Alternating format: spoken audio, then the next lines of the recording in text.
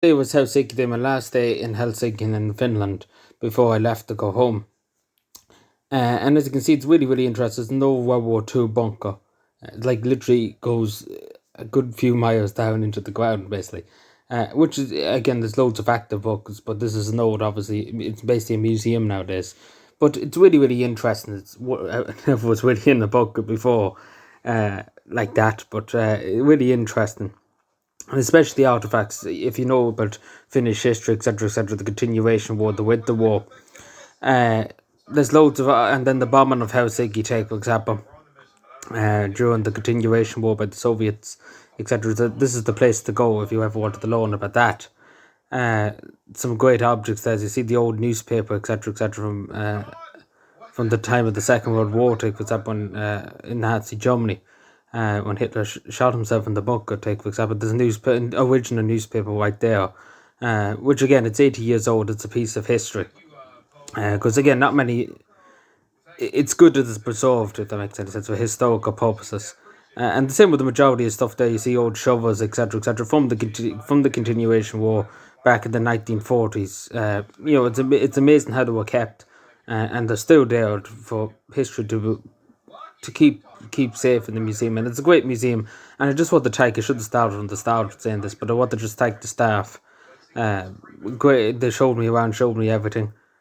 So a huge thank you to them for taking the time, especially because they are civil defence members, the volunteers. I really do appreciate them showing me around and the great welcome they give me, and offered me tea and stuff like that. So it was great welcome. So thanks very much for the welcome, and it's really an honour to be there to look around, etc. I would say to people, if you ever going to Helsinki, to make sure, and the only thing I say is it's only open a few times a month or so because of its volunteers, obviously the active civil defence volunteers. But if you ever get the chance, please do go. So after going to the Civil Defence Museum, we went to the Silent Chapel, which you've probably often seen if you do look up stuff in Finland, etc. Unfortunately, I was only able to, these are not my photos. I didn't get a chance to take photos, but I just wanted to show you them two photos. Unfortunately, you can't take photos inside now, but I went in. The only thing I will criticise is you had to use a machine to buy your ticket, which was it's a bit stupid. Let's put that way for a church. But obviously you can't speak or you can't do anything basically when you're in the church. But I was there for a few minutes and sat there, just looked around, etc. But it's an interesting concept, and especially interesting looking building too. But a lot of people say it was worth €7 each. I don't know, but I was happy enough to pay it. But I know. So that brings us to the end of the Helsinki series. So we're on part 7. I know there was a lot more photos than there was video.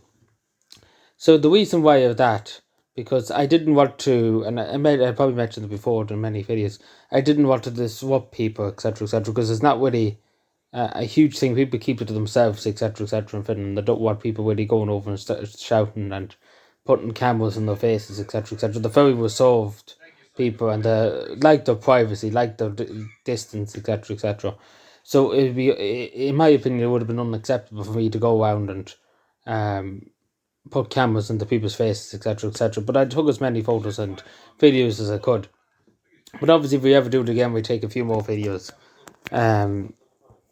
Because obviously, again, I just didn't want, especially these tourist hotspots, I didn't want to be a nuisance, if that makes any sense. But yeah, it was a really, really lovely trip. So thank you to everybody who made it possible.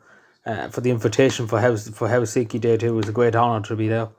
Again, I didn't get to do much. I was that tired by the time Helsinki Day came around. But it was a great honour to be asked and, give me an excuse to go on a holiday. So yeah, huge thank you for that to the people who invited me.